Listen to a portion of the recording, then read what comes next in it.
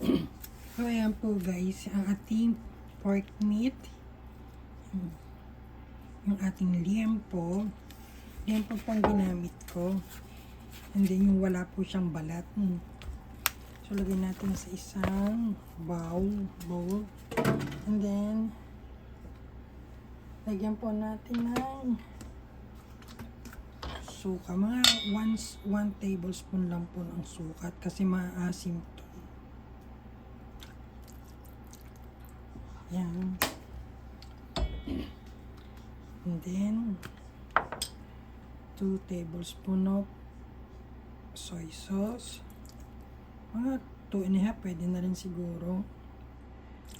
Depende sa gusto niyong panlasa. Ako, matabang muna ang pagtimpla ko sa kanya. Dahil pag naluto siya, saka ko na lang ulit tinitimplahan. And then, pepper.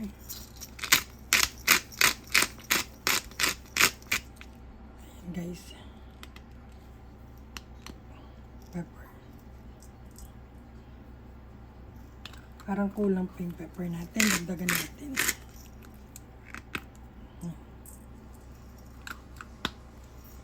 And then, garlic po. Then, lalamasin po natin siya. Lalamasin po natin. Parang kulang yung aking yung toyo. Para magkulay siya. Dagdagan natin. Yan, bali 3 tablespoon po yung lagay kong toyo. And then, marinate po natin siya for 30 minutes lang po. So, ayan po guys, na marinate na po natin siya ng for 30 minutes. Yan. So, ipiprito po muna natin siya. Samahan nyo ako. So, yan, naglagay lang po tayo ng konting mantika. Iprito na natin siya.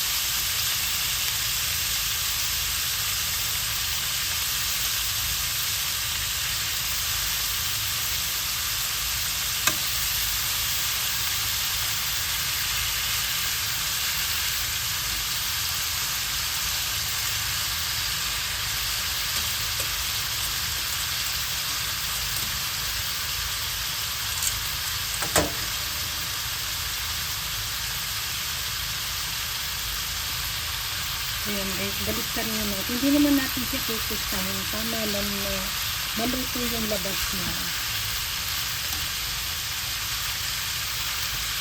Hindi po natin siya tutustahin. Parang isasangkot ka lang natin siya guys. Kasi baka masunog yung toyo niya. Ayan.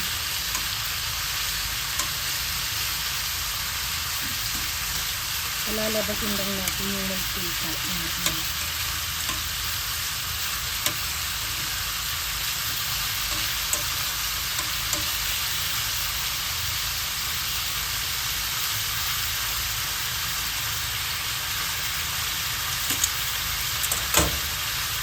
So yan guys, tama na yung pagkakaprito na ganyan. Luto na yung labas niyan. Pero hindi pa yung totally luto. Parang sinangkot ka lang natin siya.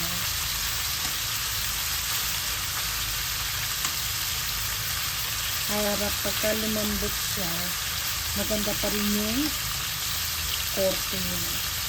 Hindi siya madudurog kahit palambutin natin siya ng bonggang-bongga. Hindi tayo ng mantika guys. Konting mantika. And then, iprito din natin itong ating patatas.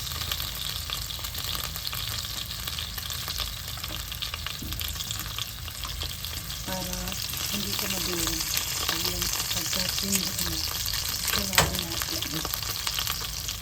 Ayan guys, dito na natin. Don't worry, hindi po yan sunog dahil lang po yan sa toyo.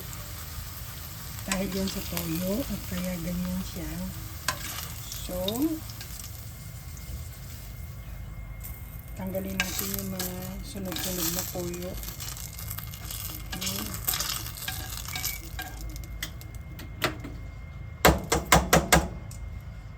So dito guys, magluluto na tayo ng ating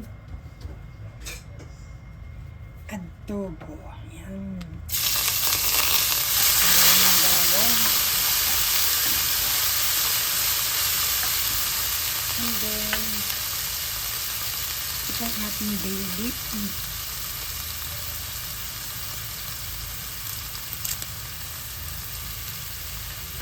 Sinasama ko na po yung pagluluto.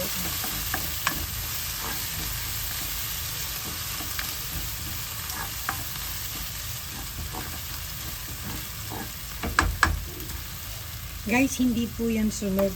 Ano lang po yan talaga ng toyo. Kasi dyan yung maaano talaga.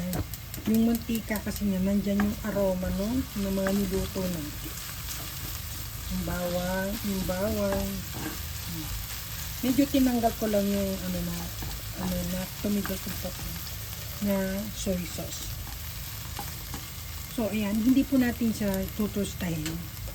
And then, unahin po natin itong ilagay yung baboy. Kasi mas matagal maluto yung baboy.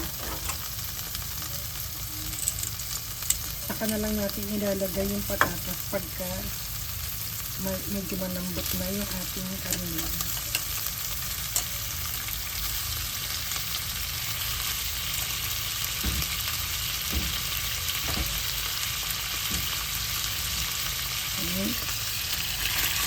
Ito yung katas natin natin. Then, pati na rin po itong pinagbabaran. Sama na po natin.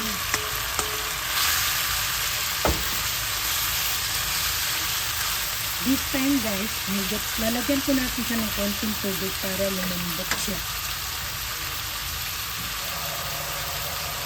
Kasi gusto ko po sa adobo may konting sabaw guys.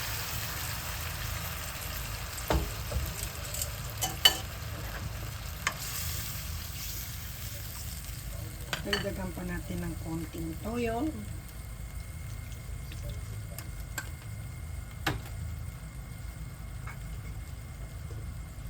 And konting sugar. Ayan po. 2 teaspoon lang po muna. Paunti-unti lang po ang lagay. Lagyan din po natin ng salt and pepper. And kumukulo na siya. Lagyan din po uli natin ng konting suka.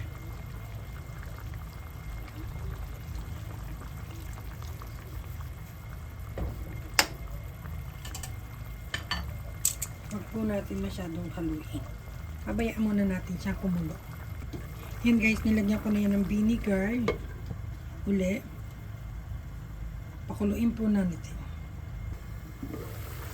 Lagyan po natin sa sili.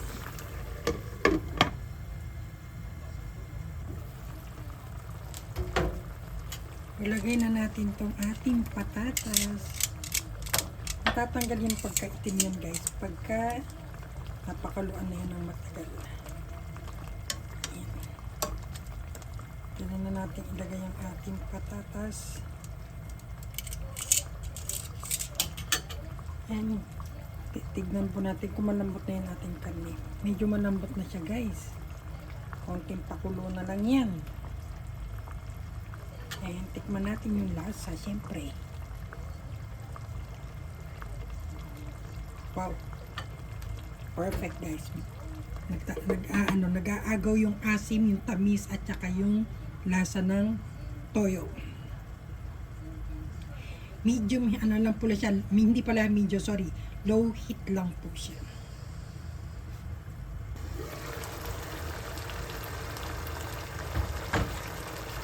Tignan natin kung malambot na siya. Wow, lambot na. Ganyan po ako magluto ng adobo guys.